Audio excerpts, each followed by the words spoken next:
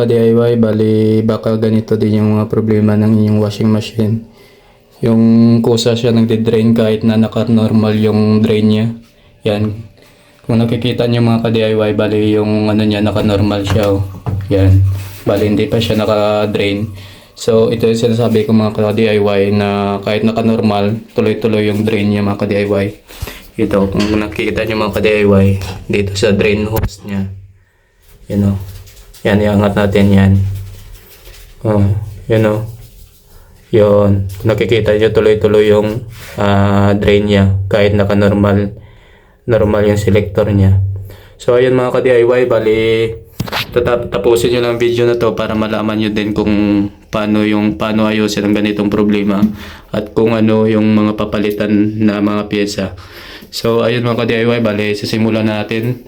Bali ayun, bali nabuksan ko na yung pinakalikod niya. Buksan nyo lang yung likod ng inyong washing machine, tapos ito kung nakikita nyo mga ka-DIY, ito yung pinaka drain assembly niya. Yan. Ito yung yung naghihila doon sa may selector niya. Once na drainin niyo yan, drain nyo yung selector niya, nilagay nyo sa drain yan. Kung nakikita nyo, hilain niya yan mga ka-DIY yan. Yan. Hilain niya. So, ayun. Kung nakikita yun, nagdi-drain na yan mga ka-DIY yan. So, bali, drain muna natin yung tubig na laman para mabuksan na natin ito yung pinaka-drain assembly niya mga ka-DIY. So, hintayin muna natin na maubos yung tubig niya sa loob. Yan. Hilahin ko lang na maayos para mabilis yung pag-drain niya. Para makita nyo na mga ka-DIY yung mga pyesa na dapat palitan pag ganito mga problema ng inyong mga washing machine mga ka-DIY. So ayan, i-drain muna natin, ubusin natin yung tubig. Kasi kung hindi natin i-drain yung tubig na yung mga ka-DIY, baka pag binuksan natin yung takip nito, baka biglang gumapaw, tsaka mabasa naman yung pinaka mga electrical natin, tsaka yung importante yung motor. So din muna natin para walang maging problema. So ayun, parang wala na siyang laman na tubig. So ayun mga ka-DIY, bali bubuksan natin yung drain assembly niya. So ganito lang magbukas di DIY counterclockwise lang. Yan. So ayun, bubuksan natin.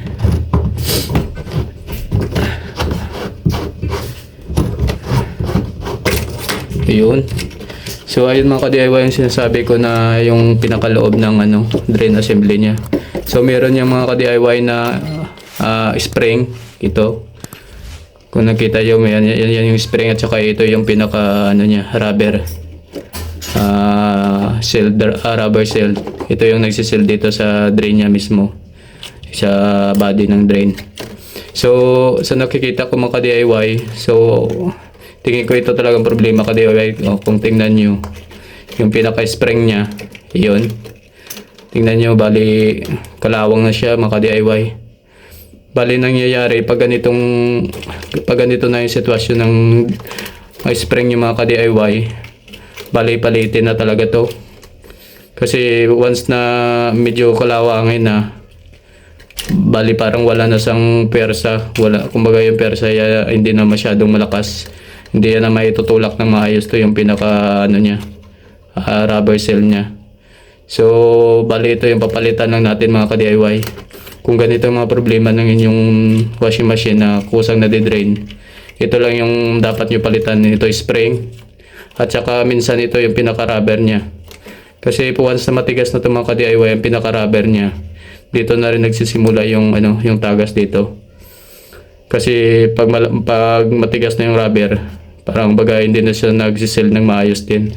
Kaya ito bali parang okay pa naman yung rubber natin. Yun, medyo malambot pa naman siya mga ka-DIY.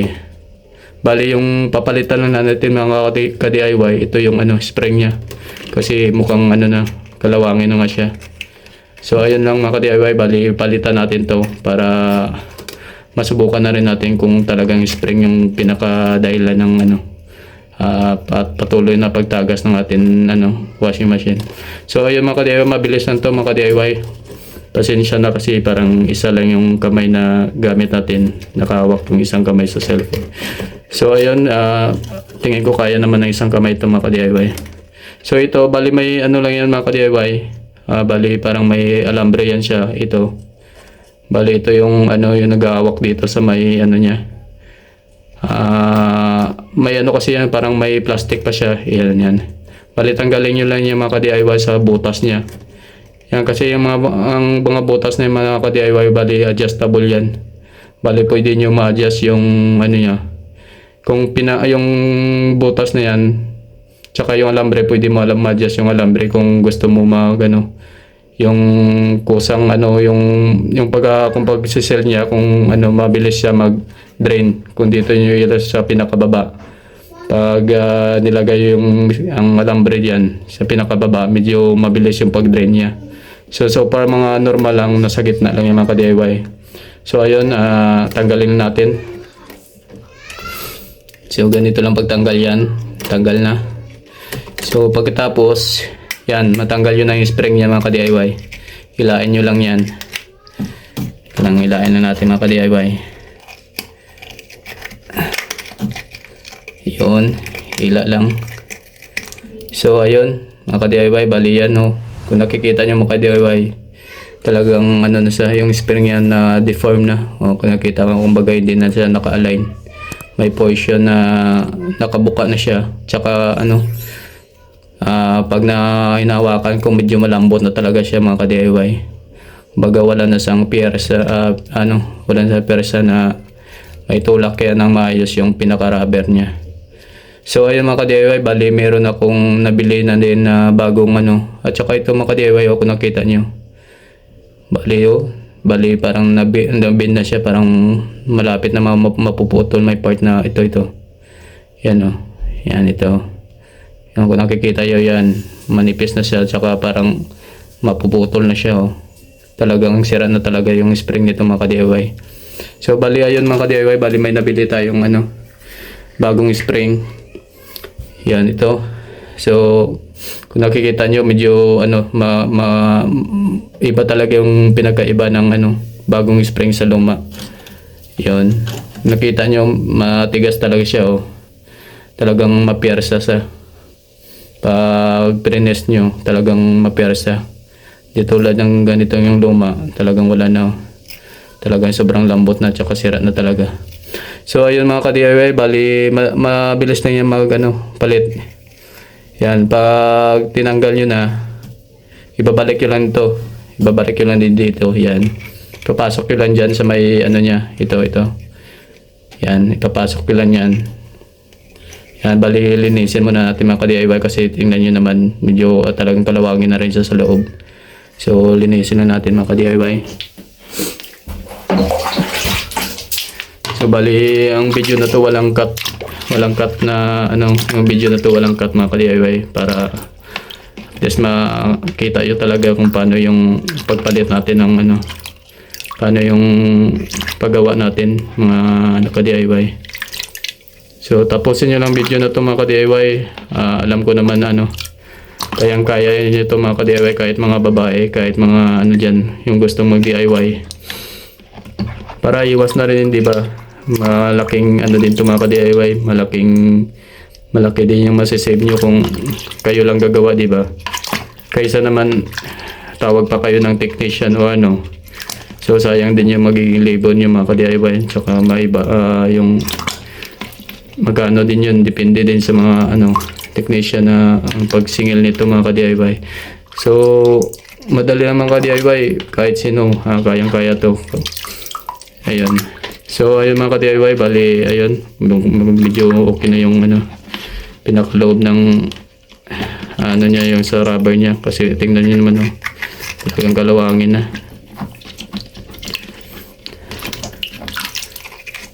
So ayun mga ka-DIY, parang okay na rin siya, medyo nabawasan na rin yung ano niya, yung dumi niya sa loob. So siguro pwede na natin maibalik to. So ayun, balik ganito lang ka-DIY pagbalik nito. Yan, sabi ko nga kanina, parang pasok nyo lang dito, tapos sabay ganun pasok, tapos pasok natin sa pinaka body ng tawag dito, body ng pinaka drain natin. Saka bago yun din linisin niya din ng tubig. Linisin na muna ng tubig kasi dito din minsan nagkakaroon din ng drain dito. Nagkakaroon din ng tagas dahil nga sa marumi yung pinaka body ng drain assembly natin. Yan. Nyo lang ng tubig mga ka-DIY. Linisin yan lang ng loob. Yan. Kasi once na marumi yan mga ka-DIY, kahit bagong palit din tayo ng spring or yung rubber niya, wala rin. Kasi ito yung sinasabi ko, pag marumi yung mga ka-DIY yung pinaka-body niya, yung nilalapatan ng rubber na to, yan, nilalapatan yan.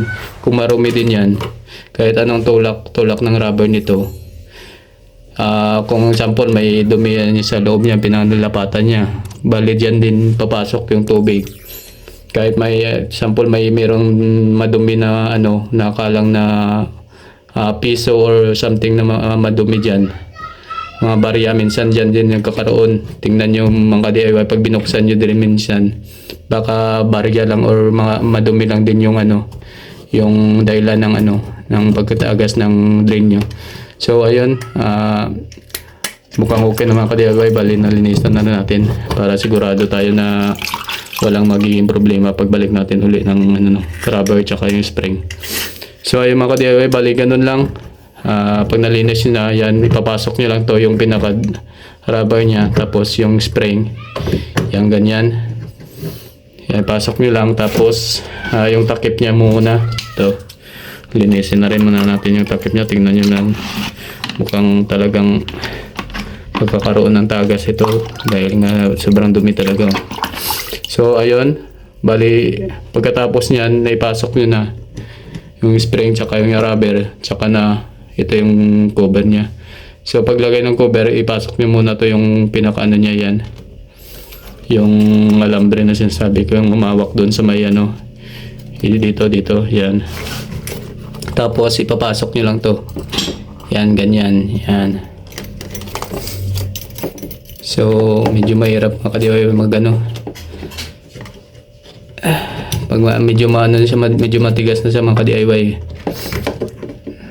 Kaya dapat muna natin.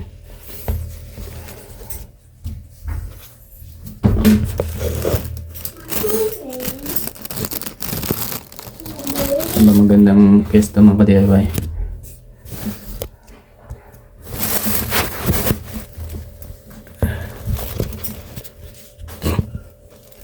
Sana wala akong katulong ng video Yan. So ayun mga ka-DIY, bali iangat na muna natin ulit. Bali pasok muna natin to mga ka-DIY. Yan, bali dalawa na yung kamay na gamit natin para madali. So ayun, ipasok muna natin mga ka-DIY to. Yan, pinaka-lambre nito dun sa may butas na sasabi ko kanina. Pasok muna natin. Yan, kaya hindi talaga pwede na isang kamay lang kasi medyo matigas na yung spring niya kasi bago nga. Ito ipapasok lang dito sa may butas niya. Yan, sa gitna. Yun, ipasok natin. Yun. Tapos, tsaka ilagay natin sa pinaka-body niya. Yan, ganyan. So, lagay. Tapos, sabay tulak lang. Tulak lang natin mga ka-DIY yung pinaka-cover niya.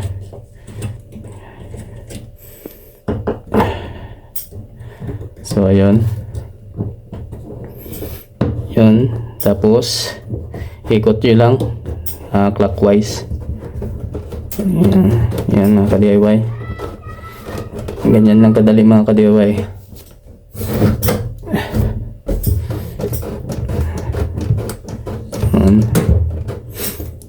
Yung saktong higpit lang mga ka-DIY, baka naman masira yung thread nya. Yung tingin nyo na maigpit na, huwag nyo na masyadong persahin mga ka-DIY. So ayun, bali okay na siguro yan. So ayan na mga ka-DIY, bali naibalik na natin. Okay na yan mga ka-DIY. So bali titesting na natin.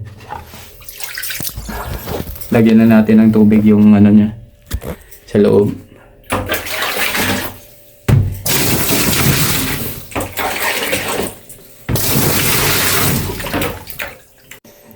So ayun mga ka-DIY, bali nalagyan na natin ng tubig yung washing machine. Kung nakita niyo may tubig na yan. So bali yan, naka-normal siya. So tingnan natin yung drain hose niya kung talagang meron tang tuloy-tuloy yung tubig kung meron lumalabas. So ayun mga ka-DIY, bali wala. O tingnan niyo naman. Tuyong-tuyo yung drain niya. O di ba? O wala. So bali drain natin para makita nyo. Drain natin.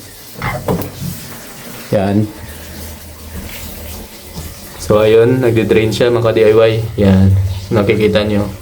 Tapos patayin natin ulit para matesting talaga na okay na siya. So normal. So tingnan natin kung hinto yung pagde-drain niya. So ayun, paunti-unti na hinto. Yun. Kung nakikita nyo mga ka-DIY, bali wala na. Yan o, nakita nyo. O, wala na. O, wala nang tubig na tuloy-tuloy yung drain. O, di ba? So, ganun lang mga kadali mga ka-DIY. Kung ganitong mga problema ng inyong washing machine, gawin nyo na lang. Kumbaga, kaya nyo naman gawin yan mga ka-DIY. Basta sundan nyo lang yung ginawa natin mga ka-DIY. Ganun lang kadali. Bali yung spring lang ang papalitan ninyo, o kaya tingnan nyo na rin yung pinaka-rubber niya. So sa case na to, bali spring naman ang problema. Kung nakikita nyo mga ka-DIY yun. So spring lang napalitan natin. So ayun mga ka-DIY, bali salamat sa panonood ng ating tutorial video mga ka-DIY. Kung nagustuhan nyo mga ka-DIY, paki-like naman, subscribe na rin. Tsaka paki-pindot na rin yung notification bell para updated tayo sa mga susunod pa natin gagawin ng mga tutorial na katulad nito. So ayun na mga ka-DIY, at saka kung may tanong kayo mga ka-DIY, bali paki-comment naman down below. Tsaka comment lang kayo para masagot ko rin, at saka sakaling kung may ma-concern kayo, bali para gagawa na rin natin ng video kung ano yung magiging problema ninyo na kailangan na gawa natin ng video. So ayun mga ka-DIY, bali salamat ulit sa panonood, tsaka God bless, ging. Alright.